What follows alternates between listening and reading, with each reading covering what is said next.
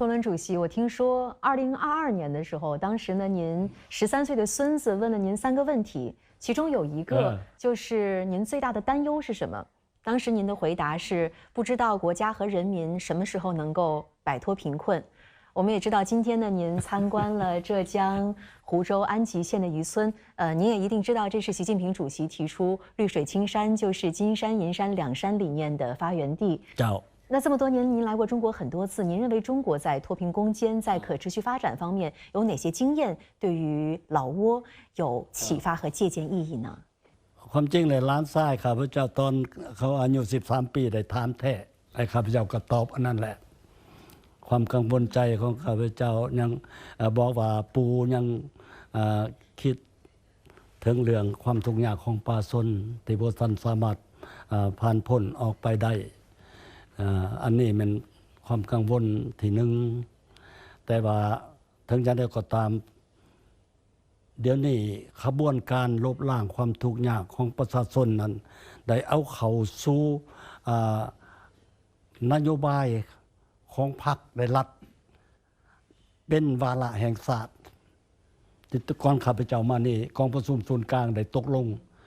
ให้รัฐบาลเสนอให้สภาแห่งชาติหาพ้องเอาเป็นวาระแห่งชาติจะดำเนินการอย่างขุนเขียวเอาใจใส่การไปยามเขตที่สายสีจิ้งผิงเคยสีน้ำให้มีการให้มีขบวนการลบล้างความทุกข์ยากที่สายสีจิ้งผิงไปสีน้ำข้าพเจ้าก็ทอดบทเรียนได้ว่าการว่างนโยบายออกง่ายได้แต่ว่านักแน่นให้ป้าส้นหันบ่ให้ประชาชนมี2กังวล2สิ่งกังวล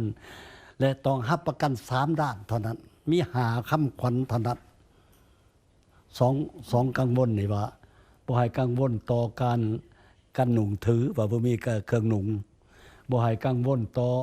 ว่าบ่มีของกินบ่มีอาหารกิน3ด้านนั้น3รับประกันให้มีเฮือนอยู่รับประกันให้มีเงิน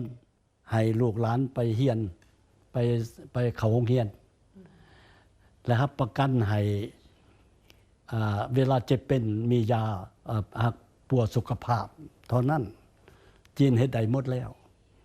เพราะเรากำลังปรึกษาเรื่องกันอยู่ลาวจะหมุนใส่นโยบายอันนี้แต่กำลังเฮ็ดอยู่กำลังวางนโยบายออกอยู่ว่าสิเฮ็ดให้เป็นวาระแห่งชาติแต่ว่าก็บ่ง่ายปานใดประเทศจีนมีกำลังแห้งหลายกว่าลาวการลงทุนต่อใช้ในการก่อสร้างพื้นฐานของหลังมันต้องใช้เวลามันต้องใช้ทุนหลายเมื่อเป็นนั้นก็ต้องค่อยเป็นค่อยไปแต่ว่านี่กำหนดไว้แล้วว่าฉลอง100 ปีของการสร้างต่างพรรคประชาชนปฏิวัติลาวปี1955จะมีใบหน้าใหม่ประเทศลาวจะมีใบหน้าใหม่เวลานั้นความทุกข์ยากของประชาชนจะได้รับการแก้ไข